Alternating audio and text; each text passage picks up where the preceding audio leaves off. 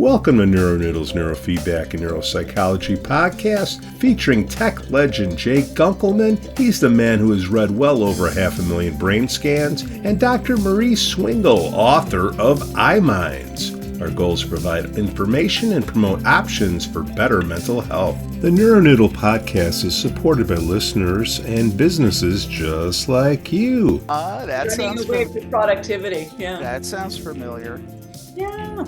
So, ladies and gentlemen, I thought we're on this digital kick. Mm-hmm. Digital Ozempic, digital this. Oh my God. Digital Xanax, whatever.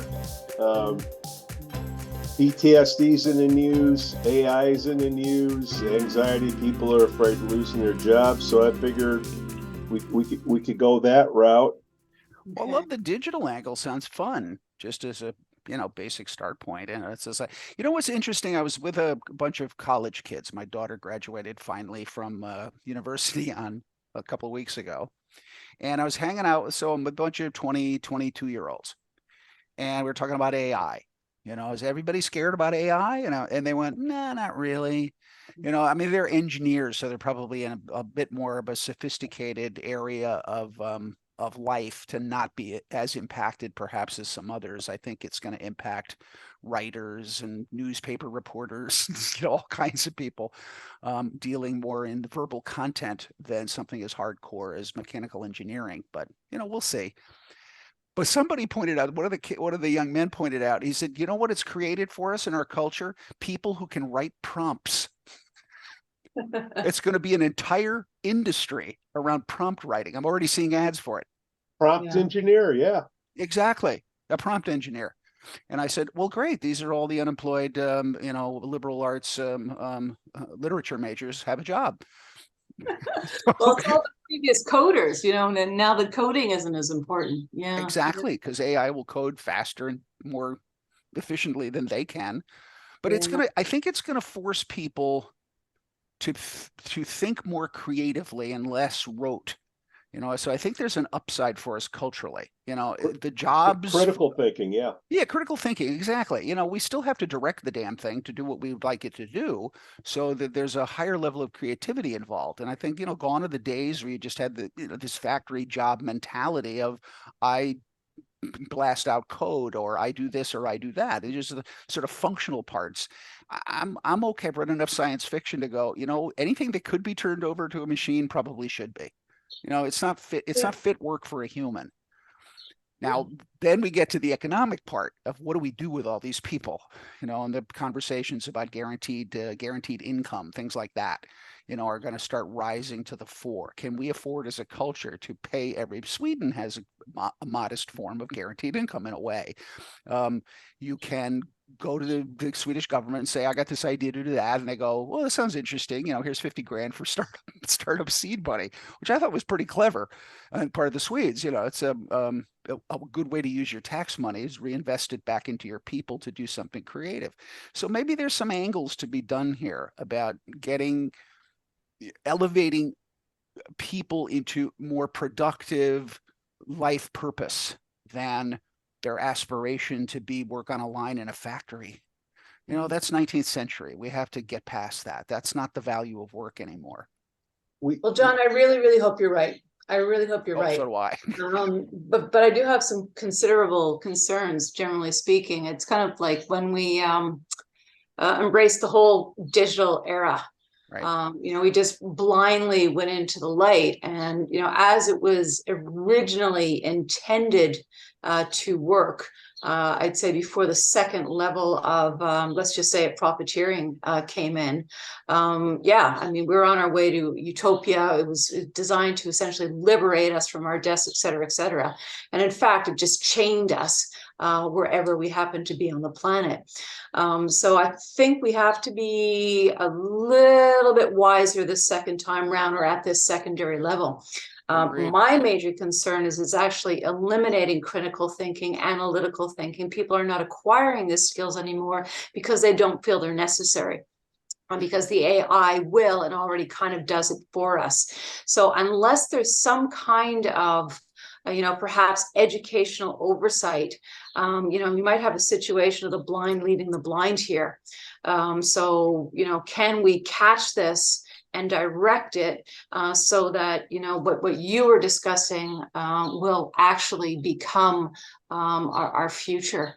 Well, I think our experience with Facebook and Twitter and all this stuff has taught us some very valuable lessons around this. I think we're a lot smarter than we were 20 years ago about, it's going, as you say, it's all going to be magical. It's going to be great. Well, no, everybody now goes, no, there's a dark side to all of this too. So be aware of that. And I think the culture seems to be reacting appropriately. There's people out there, oh, this is the end of civilization. And then there's people who, yes, it's going to be utopia. The truth is somewhere in between. Yeah, that's what I said. I have a major issue with the Luddites and the utopians. Absolutely. But what I'm seeing so far is already very concerning in terms of some of the material that's being produced. Also in terms of we talk about fake content. And that's a political concern. We're all pretty aware. But the other issue we're really not talking about is extensively disorganized content. Okay. And if we look back, for example, just the initial translation programs, it's a really kind of a humorous story that I like to tell in terms of how traffic jam was translated into, I think it was French at the time. And it turned out to be car flavored marmalade. Okay. So, that's kind of cute. I'm sure no harm came of that. But what we're already seeing in terms of when people are using these programs, what they're getting is so disorganized. And as I said, car flavored marmalade is obviously wrong. But the way things are, they're sophisticatedly integrated at one level that you kind of need a little bit of knowledge to know it's wrong. But if you have that knowledge, you wouldn't be using it in the first place. Right. There are people hard at work right now on building AI detectors because that's going to be a huge industry. That's going to be the biggest one of all, probably. Plugins for, your various social media outlets to detect artificially created content. How it's going to do that, I have no idea. But if it can be created by an algorithm, it can probably be reverse engineered to break it down with an algorithm. So I'm pretty confident that there will be reasonable, just one-on-one safeguards for it. Then you step out to the regulatory posture, and the government is clearly aware that this needs regulation, just as they're aware Facebook and Twitter and all these others should probably have better regulation. Because if you depend, if you depend on, but you step all the way back to the 19th century. If you expect some capitalist-oriented, organization to look out for your best interest, you're delusional from the get-go. They're not. Don't expect them to. I don't expect any company to look out for my best interest. They're looking out for theirs. I get it. And that's the reason I'm a social liberal. I don't even want to get into politics, but my point is there is a need for serious regulation of anything as complicated and as dangerous as AI could be left unchecked. Well, I saw iRobot as well. So Elon Musk was there at the beginning of this thing, OpenAI, and he wanted to be free, and he didn't want it to be PC, and obviously Microsoft got in and starting to monetize it, and it is very PC now to get an answer out of it. Hopefully, this can free up our minds to deal with higher level tasks or questions. It's really going to force us to ask the right question to figure out what the outcome is that we want to have. So if, for instance, writing a book, okay, there's a lot, or writing code, who owns that code? Who owns that text? Well, whoever created the prompt, right? Yeah. So if you want to get information out there, whether AI did it or not, you're the one that's ultimately the editor, because you have to go in and reconfigure the questions to get the right answers. Because like you said, the car flavored, marmalade, when it's untrained, you're going to get, things like that out there. But but the small business people that like us that are out there to put a flyer together, to put an email campaign together, okay, those jobs are going to be affected, and those people are going to have to figure out, hey, okay, technology is good when it speeds up a process. For anybody that doesn't have a process, that's where you run into problems. You have something that's rolling really fast that's just spitting out your car flavored. Can I jump in and challenge a little bit here, though? That, my concern is differentiation and what we're using it for. I'm 100%, pro using it for the mundane. But when we kind of hand this over in terms of the creative process, first of all the information is coming from somewhere. Okay. So whether we call it overt plagiarism, threat, mining, theft, mining, etc. But there's a whole other component as well as the lack of training of minds for creative thinking. And again, I think there's a real delusion that programmings or programs can scale or scaffold upon themselves. I really haven't seen much evidence of some good thinking going behind that, for lack of a better on the part, you mean on the part of the user, the end user, or the AI itself? I'd say both. Or both. Okay. Yeah. I mean, I'm using AI. I'll give a case in point. I gave it a copy of a paper that I was interested in. Martha Mader's paper on the correlation between HRV and brain structure. We'll get it back to neurofeedback in a second, Pete. We're wandering off into the AI zone. But I gave it this paper. I had to chunk it up into 2 pieces because it's too long. And I said, can you summarize this paper for me? And put it in, common everyday language. Because it's dense. It's got references and citations and this and that. And it's complicated material. And frankly, it did a pretty good job, I have to say.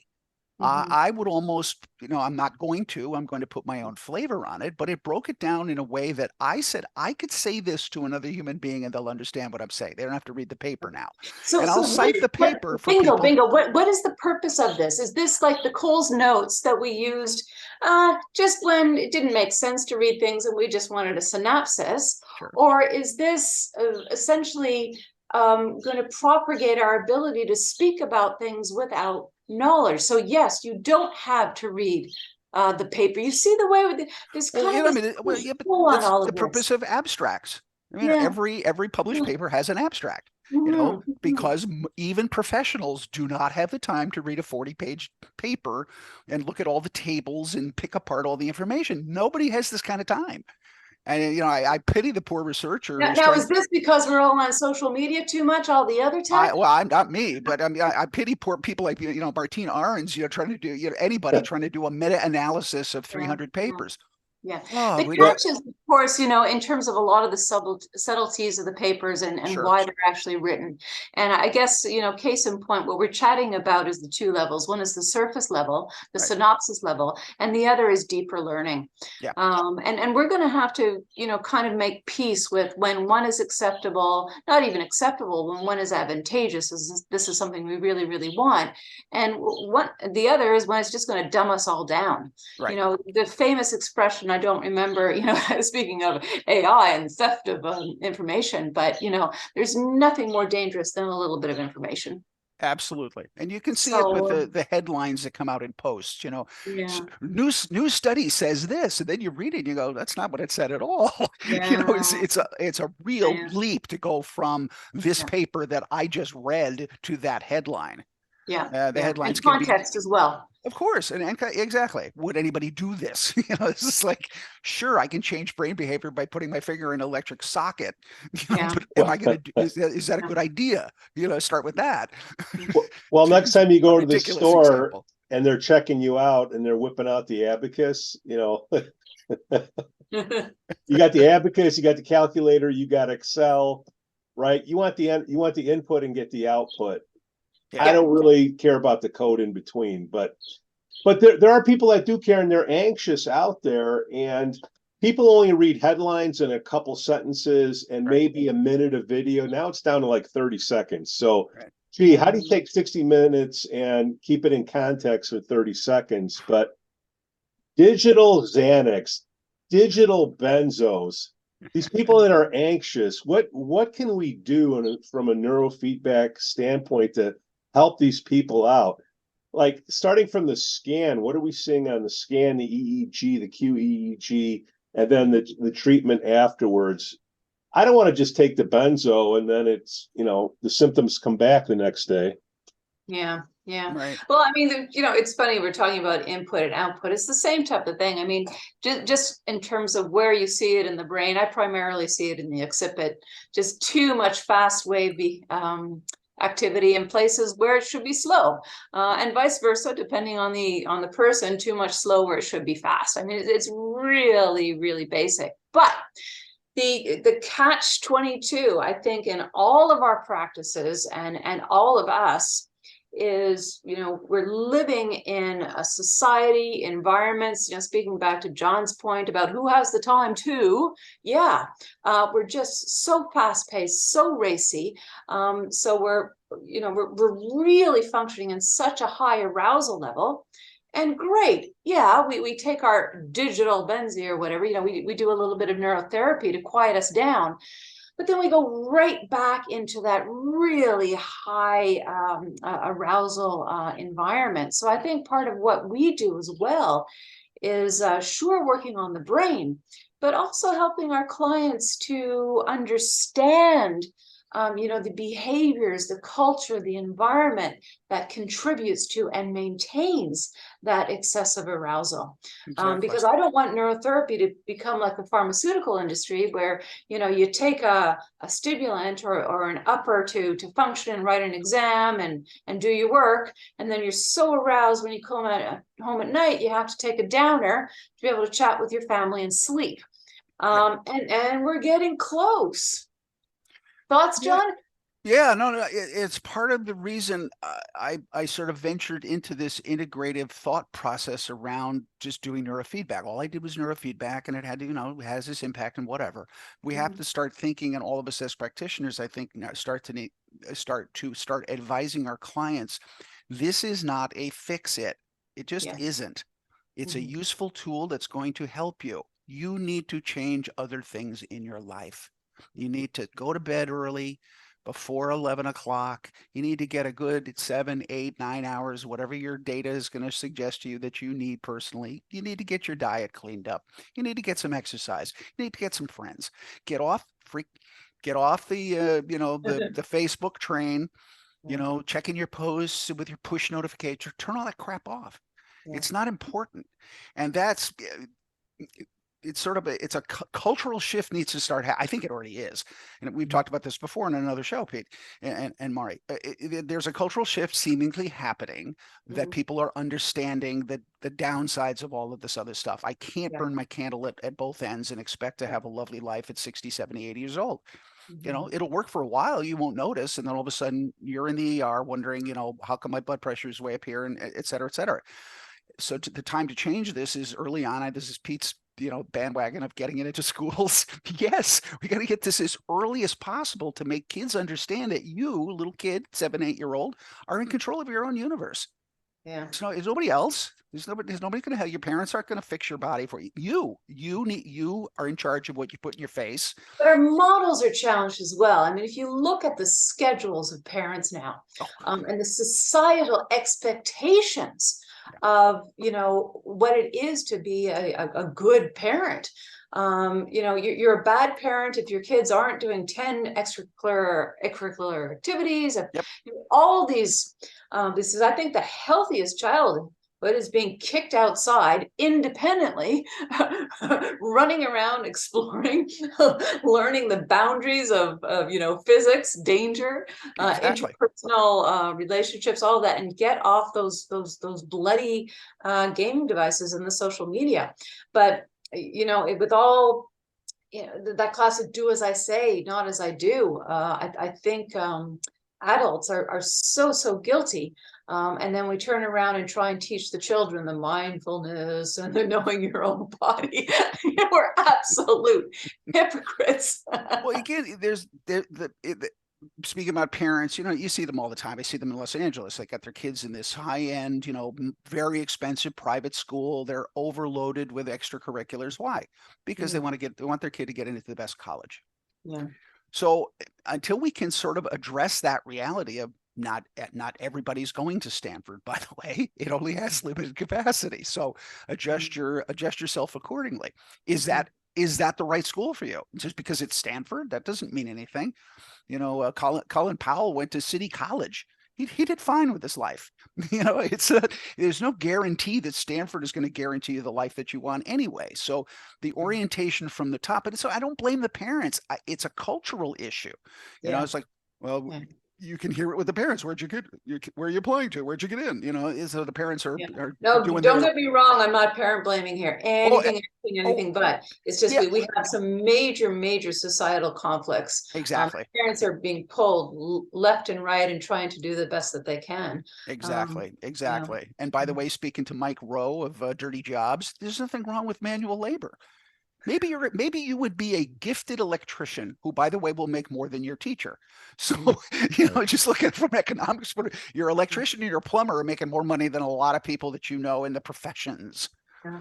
And also in terms of, many of the professions that we dismiss now or think are below individuals with intellect, they do involve that real, I would say, kinetic and thought homeostasis, working with your hands and working with your brain in unison. Yep. And some things are pretty mundane, like plumbers, plunge toilets as well. But in terms of engineering that goes into designing water systems, all kinds of things, electrical engineering, being electricians. I mean, kudos, John. We've become ridiculously dismissive of jobs that can actually provide satisfaction to people. And I don't know about in your practice, but I find a lot of people with the, shall we say, the highly desirable jobs are the most miserable people of all. Absolutely. Absolutely right. Careful what you wish for. Yeah. Well, colleges, they had all the knowledge in one place. Now it's decentralized. I mean, if you want a Harvard education, go to YouTube, right? You just need to prove that you have the information. That's right. College is more about getting along socially, having interactions, that type of thing. And to me, you can do the same thing with a job. Yeah.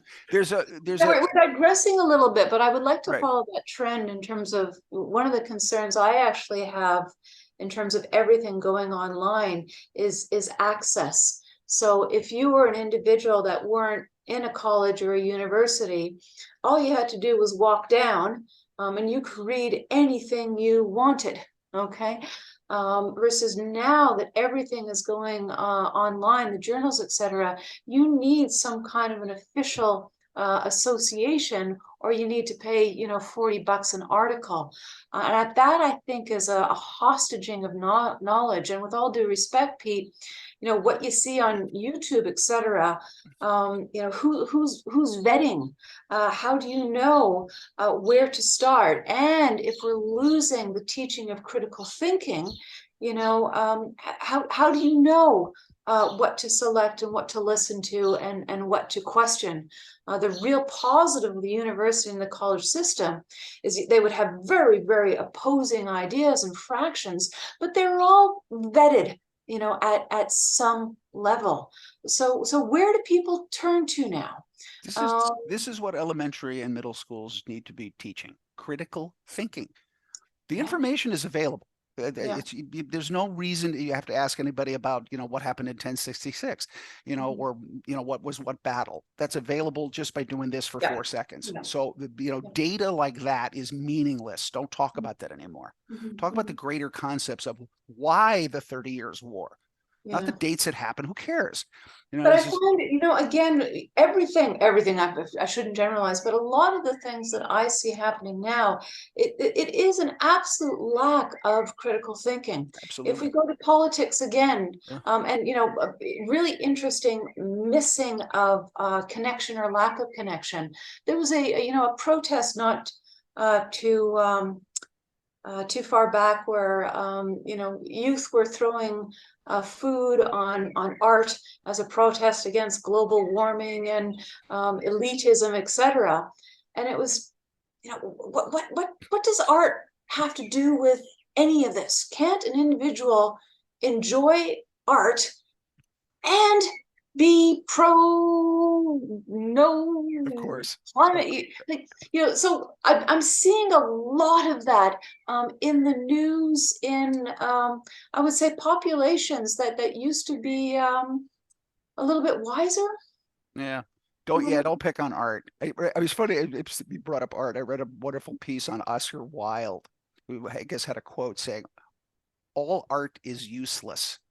And everybody was like, "Oh, what?" And his point was, that's the point. It's not utilitarian. There's nothing utilitarian about art. Art exists on its own space because it has to, and we need to appreciate it for its uselessness. The fact that it gives us pleasure. Don't get me going on this one. Okay, isn't Pete, this we got fun? to do a whole other show. I Yeah. couldn't disagree more wholeheartedly. Really? I say I resonated completely with it. I said, art is. He was being satirical. I don't know the word for it. He that was his message. He said you can't evaluate art for its utilitarian qualities. It's go back in history. It's art. Are political statements. Art is explaining how you visualize things. Art can abstract concepts. It can construct concepts. Nope, John, we're going to disagree. Or we're talking about things on entirely two different levels. Yeah, the other thing, I think he's talking about visualized art. Nothing in science is not described in art first. Think about it. Talk to all the art major. The spaceships, they were all described in literature before they were explored in science. Yes. Dr. Mari, all the art majors who just graduated, who are now in sales jobs, and 200 grand in debt. Thing, though, when you talk about, I'm really against the whole notion of the starving artist. Okay, and this is, I'm probably going to get myself in a little bit of trouble here, but the right show. But no, the notion that somebody else should support you because you're too ahead of your time, etc., I think is absolute hogwash.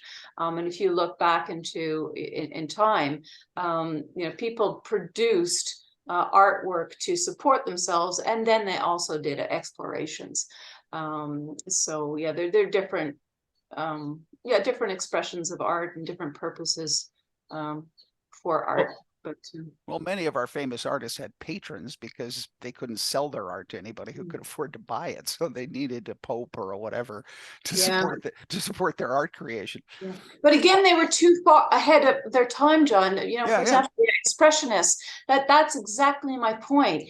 Not nobody, but people could not understand them because the Expressionists were actually exploring light, versus in the day, people were looking for actual, as close to reality representations, photographs with paint.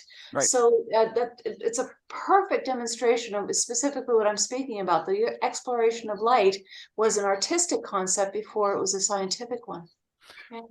Yeah. Well, then why are and back to AI? AI can't do that. Yeah, Pete is desperate to get us back to a center point. Well, here. Okay, we talked about AI. The reason we're talking about AI because there's a bunch of articles of people worried about losing their jobs. Okay. Sure.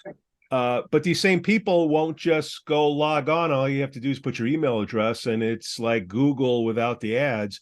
Why are people resistant to change? What's going on upstairs with that? What kind of change are you referring to, Pete? They don't want things to change. They're like, I don't want AI. I want to keep my, this system that I've been I'm used to. I don't want to change and grow beyond what I already know how to do.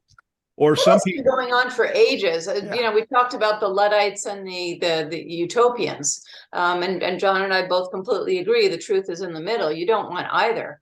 But you know, one of the another cultural reference that I really stand by is Janus or Janus, which is, I think, in everything we do, we need to keep one face towards the past, learn from it as we boldly march into the future. And I think those are some of the concerns, kind of coming full circle to what we started about. We need to learn or to look back on some of the major errors that have caused us to be in the situation we are now with digital addiction or screen addiction, hyperarousal. All of these things were potentially avoidable if we use the technology as the beautiful tool it was designed to be, and a little bit of fun. Okay, so I'd say the same thing with where we're going with AI. I think we need some form of intellectual governance. I think we need some kind of social governance. But unfortunately, I don't see anybody out there that has the level of knowledge that isn't completely vested in profiting on this. So I think these conversations are very important, and I think it's really important not to polarize. I think, yeah, there was something that you said that struck me, and I wanted to tie it to Pete. well, why are you pulling it up there, John, in the data banks? Yeah. Being at a company for 20 years, how we, were brought up, that isn't the case anymore. That's looked at, oh man, you're lazy, you don't want to change. You have to be at a company 3 years tops and split and go on to the next one because you're only worth more at the next company. So that's been going on for a long time. I know what I was trying to get to was, people's lack of interest in change. Some of it's fear, most of it probably. I'm comfortable where I am. You can relate it to a brain state.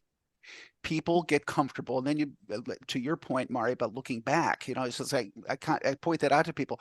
You were born this way. You weren't born having to take benzodiazepines to manage your mental state.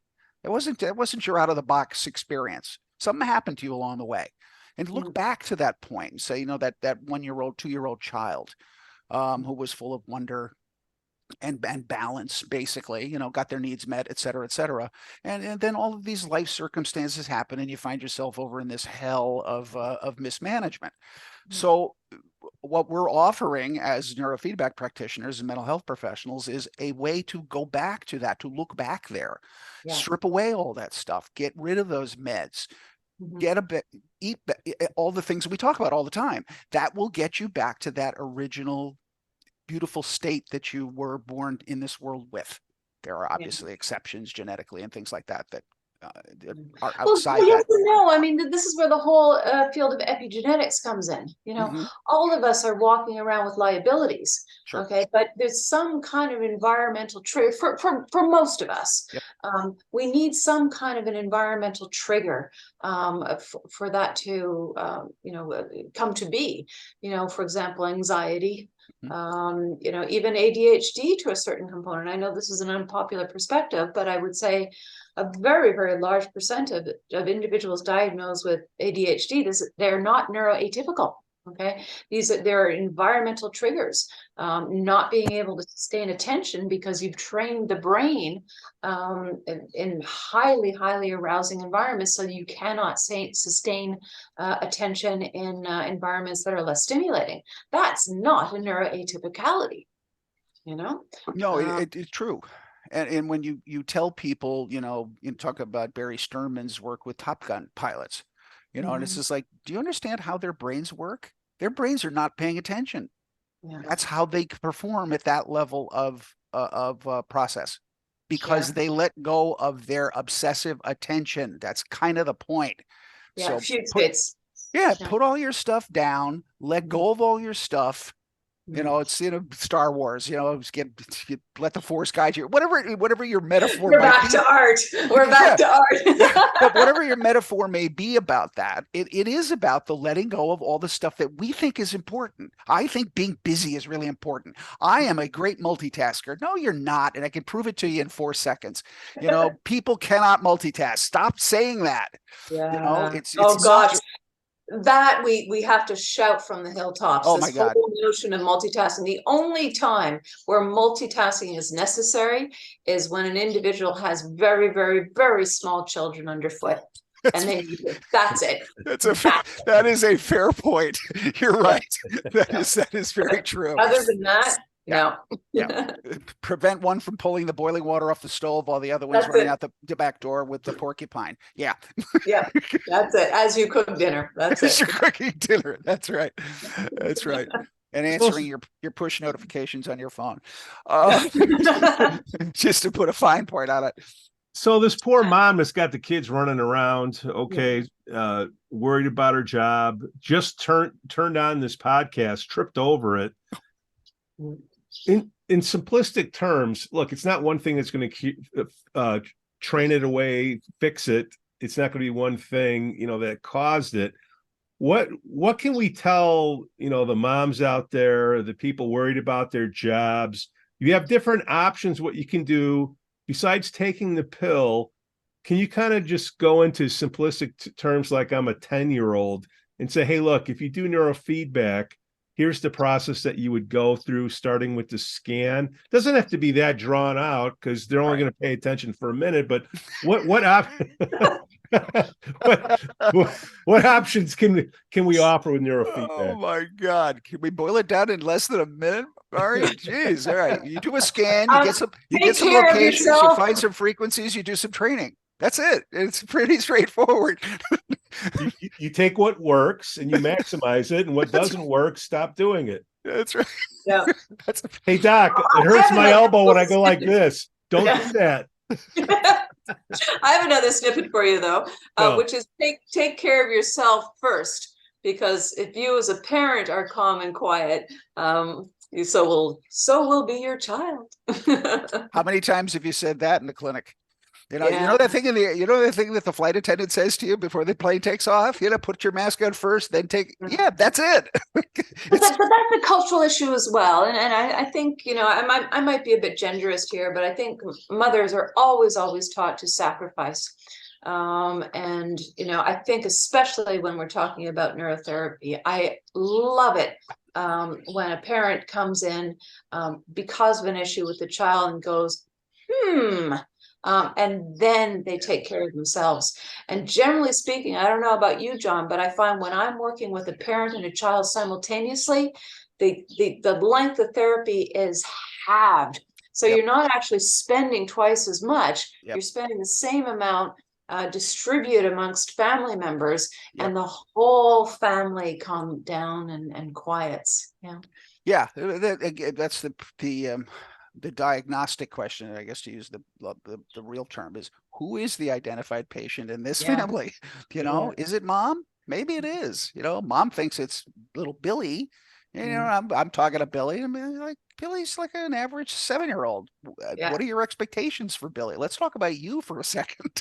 What's your life history that got you to this point that you think Billy's this genius kid who's not fulfilling his function in life because he's this, that, or the thing? Are you aware of what regular 5-year-olds do? Yes, they do roll around on the floor and scream. Exactly. And enjoy the sounds of their little voices. Exactly. And that's part of, going back to the earlier part of the conversation of what's the expectation for children in our culture. We expect them to be these little tiny, miniature adults. They're not. That's kind of the point. They eat dirt, they kill worms, or whatever the heck. I don't want to get too graphic, but you know what I'm saying. Kids do weird stuff because they're kids. They don't know anything yet. That's kind of the point. And their perceived dysregulation or their inability to. There isn't a 6-year-old who can sit down and do 4 hours of homework. Come on. I mean, this came up on another podcast wherein I really feel that our expectations of normal and what we expect of children is just going do, which is to the great advantage, I would say, again, of the pharmaceutical companies. Exactly right. They Yeah. pathologized everything. I heard one the other day, and I had to go look it up. What is that? It was some ridiculously reductionistic aspect of oppositional defiant disorder. It was like a subset of a subset. And I'm like, Mhm. what? That's a kid. What are you talking Yeah. about? Oppositional defiant disorder. That's what they're supposed to do. They're Or supposed to do. bipolar. You know the definition of bipolar in a child? Yeah, exactly. Exactly. No, I really, 13-year-old, I think this is, something 13-year-old important as well daughter, to, sorry? 13-year-old daughter. Yeah. Right. No, but children, they do, scream and yell because they want an ice cream, have a huge tantrum, and with a millisecond turn around and pet a puppy and are all happy. And then with a millisecond, and they're being diagnosed with bipolar because of the definition of the immediate mood swing. Exactly. So, That's yeah. for your Pete, that's for your moms and dads out there who are listening to stuff like this. Yes. Stop thinking about these diagnostic criterion that some doctor has told you your kid's problem is. They're kids. And you Yeah. take that all the way up to adulthood. Whatever labels somebody's coming in with, take all of that with a huge grain of salt. It's dysregulation of the brain. If the brain isn't functioning as well as it should, you're going to have behavioral expressions that you don't want cognitively. I mean, you got to sit there and go, how much does this kid want to be punished? He probably doesn't. So think about it from that frame. This kid is not interested in the outcomes of these behaviors. He just can't manage them. So let's give him some brain training, and so he can figure out how to manage them. They're still going to happen. Yeah. And be okay with that. Yeah. Yeah. But also in terms of, brain training with normal expectations. I would also say that there's a missing phase in many environments wherein we kind of forget that children at a certain age model and learn emotional regulation from us. And if we're not present, meaning again, we're all behind our own devices, where are they learning this from? Or more importantly, where are they not learning it from? So coming full circle again, we can do all kinds of brain regulation, but if the child does not go into an environment where they can continue to learn, where they can practice their regulation, it's all for naught. Exactly. Life is feedback, Dr. Mari, as you've always said. And help me out, Doc. The age 27, is that when your brain starts to stop when it's developed? The jury is out on that. We used to say 23, and 23, then again, being generous, some of the boys develop a little bit later. But it's kind of safe to say the last region that kind of seals the deal is the frontal lobes, and they're still fine tuning into the mid-20s. Yeah. So if that's true, hold on. That's true. Then you talked about a study that the 28-year-olds are like 18-year-olds, like 28-year-old. So how does that come in? So they're not, how does that work? Well, I mean, again, socially, just to interrupt for 1 second, Pete, socially, we've postponed adolescence further out. Because our expectations are, as you just correct, well, our brains aren't developed really until our 20s. Well, so the 18-year-old sitting there going, well, I'm not going to worry about it because my brain isn't fully developed. Well, no, it isn't. We get that. But still start thinking about how to mature it. Use your practice in your environment to reinforce better learning. It's a self-fulfilling prophecy. Yeah. There's insufficient exposure to real life. Bottom line, if parents and teachers are always fighting the battles for the kids, always protecting kids, there's just no input, no output. We used to see this in certain fractions of very wealthy families way back when, wherein the children were just so protected, so naive, no street smarts, no business smarts, no nothing. And I would say now that this is, perhaps also a problem with privilege, which is this extreme overprotection actually isn't protection. I think it's developmentally disabling. Now, those are some pretty heavy terms. But when a child does not know how to verbally defend themselves, when a child does not have some resilience to a bullying situation, when a child can't handle an air quote failure, as far as I'm concerned, there's no such thing as a failure. All failure tells you is you haven't learned something yet. And it tells you there's something else you need to learn to jump to the next echelon. And we're just not exposing children in general to any of these things. Also, to the social interactions. If you pass adolescence through texting, you have no interpersonal social skills. As you're developing from a child, socially to socially sexually, again, adolescence is delayed, so you're more or less acting like a goofy teenager in your 20s. No pair bonding, no nothing. So now, if things are getting delayed, they say each past generation had it rougher than the last one. I get it. But Generation X, they say that's the last feral. Well, you know what, Pete, I kindly want to redirect that. I would actually say that this generation has it equally tough, if not more so. It's just different. Yeah. Now, the level of anxiety and depression and angst and misery in this generation, I mean, adolescence is not fun for anybody. I mean, we can forget that whole best time of your life crap. But, we did not have this level of emotional pain. Yeah. It is a result of our insulating our kids from real life. Mm-hmm. Industrial revolution, I don't know where it started, but I mean, that disconnect from things that actually happen in this world. Where does your meat come from? It comes from Ralph's. No, it doesn't. It comes from a slaughterhouse. An animal died so that you could have this burger. Do you understand the connections? People don't. Yeah. I mean, I'm the same way. I've never slaughtered an animal. It freaks me out. But that's the truth of existence. We are consuming animals because that's what we do. We've done it for millions of years. But the second level there too, John, that I think this is a really good flow back to what we were talking about before, partial information. Yeah. So, vegetarianism, veganism, yay, but you're not looking at the actual rather ugly system of death and violent death of our world. There is no life without death, and the majority of it is violent. The cat eating the mouse eating, So, to use a really horrifying example, the shootings that happen, these mass shootings, our revulsion for it is largely intellectual because we're not seeing it.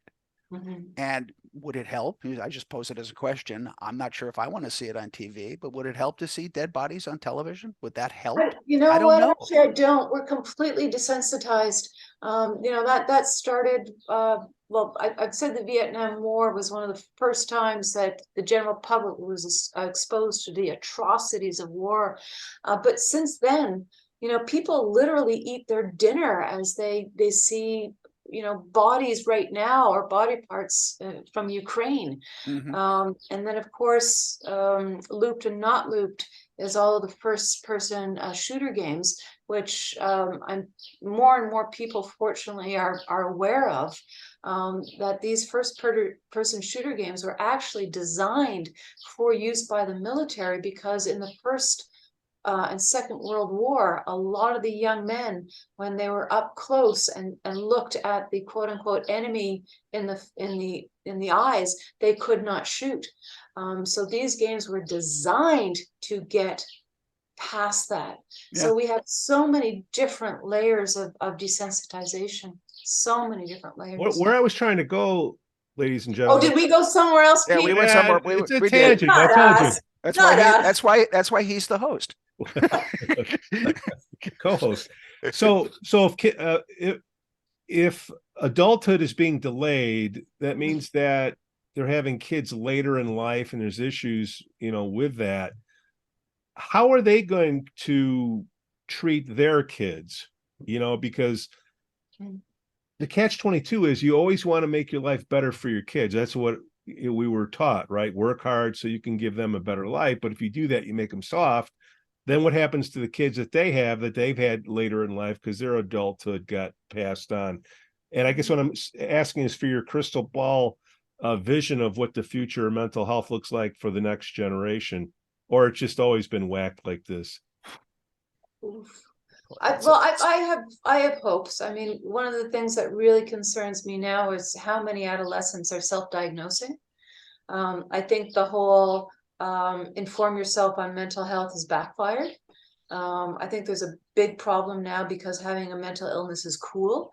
A lot of the adolescents actually want a diagnosis. They want the bragging rights. This sounds horrible, but there's an element of truth to it. Yep. But that also tells me that the pendulum has completely swung. Okay, so we were talking about the two extremes. I'm really trusting that now we don't just have an over awareness, we have a wanting to belong to the group of mentally of mental illness.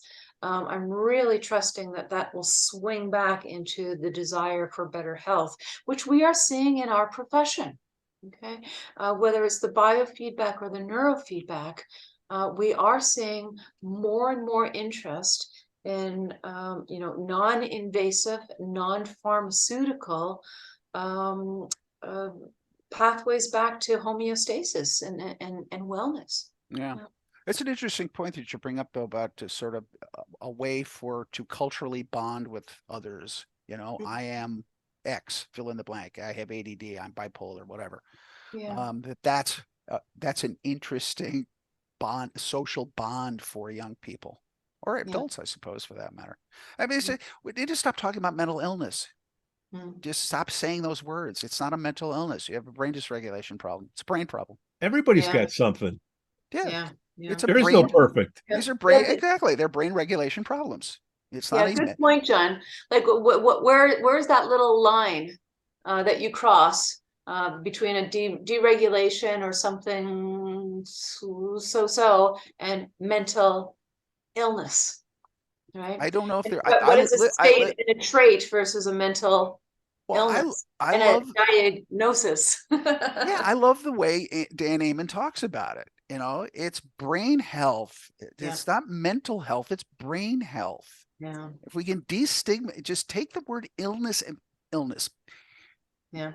Disease, these labelistic words that have given such power. And so, I have this illness. It's like, it's like diabetes. I got to do something with this illness I have. I'm going to take a pill. I'm going to get a surgery, whatever. It doesn't work like that. Yeah. The brain does well, we're also, we're talking about continuums and spectrums, and we all have our little place from where we live, or from where we express, and then certain life events, etc., that push us up or down. Right. Whether we talk about happiness versus sadness, anger versus gentleness, anxiety, versus quiet, or of course depression to mania. There's another word I would love to expunge if possible, is the pursuit of happiness. Are we on this planet to be happy? I'm not. I'm here to be productive and fruitful and to learn and to evolve and to do a lot of things. I'm not necessarily happy. Happy's not my goal. Yeah. What is your definition of happiness? I mean, this is a really big semantic. I know, but people, I think there's but there's a trap. I am happy. I'm happy when I'm working. Oh no. Well, okay, fair enough. Not compared to my friends on Instagram. But it's the working that's, it's not, you're not pursuing happiness. That's just I don't know what that is. I think it's about purpose. Yeah. And understanding that change is the only constant in the universe. So if you don't understand that, you're already on the wrong track. Everything's going to change every second that you exist in this universe. Every single millisecond, it's going to change. Nothing you can do about it. So just live there. Yeah. So to close out, can both of you give some advice on how to deal with change? Well, God, all the philosophers have talked about it far more eloquently than anything I could say. But What the Mekrut? I mean, the short is that just acknowledge it as the major force of the universe. That's it. That's all there is. Everything changes all the time, and don't be concerned about it. There's nothing you can do about it anyway. Yeah, I'd be a bit more wide. I would say embrace it, walk boldly forward, but also look where you're walking. And every once in a while, it might make a whole lot of sense to just stand still. Every once in a while, it makes sense to walk a little bit back until you've figured out the path forward. Yep. Wisdom. Yep. If it didn't rain, you wouldn't know how nice the sun is. Exactly right. I know everybody's complaining about how dark and cold it's been here in Los Angeles for the last 2 months. Well, here it comes. It's going to be 100 on the weekend. You were saying, could I have more of that June gloom again? That was pretty good. You're not getting any of that smoke from Canada? It's like no, China we're here way in too far Chicago. south. Oh, you're getting into Chicago, yeah. Oh yeah. Oh man, that's all right. Yeah. I worked in a bar for 10 years. Now there's some change we don't want. Climate change. There's nothing of this climate change thing. Now it's appropriate to wear the mask. I get it. Exactly. We'll edit that out in post. Dr. Mari Swingle, John Mekrut, thank you so much for coming back on the NeuroNoodle podcast. Oh, anytime. This pleasure, was a very interesting, weird roundabout with lots of different topics. This is kind of fun. Anytime. Hopefully your listeners have gleaned a few pieces about neurofeedback brain training out of the whole thing. We are talking all about it's kind of like what we do here. So, so if you're having a brain health issue, call up somebody in your local area and get attended to. And I'll try to boil it all down to 30 seconds. Oh my gosh. And then you get pissed when I take it out of context. Exactly. Exactly. Oh my Lord. Pete, it's a pleasure. Thank you so much for the invitation, as always. Have a great weekend, guys. Thank you. Happy 4th of July. Happy 4th. The NeuroNoodle Podcast is supported by listeners and businesses just like you.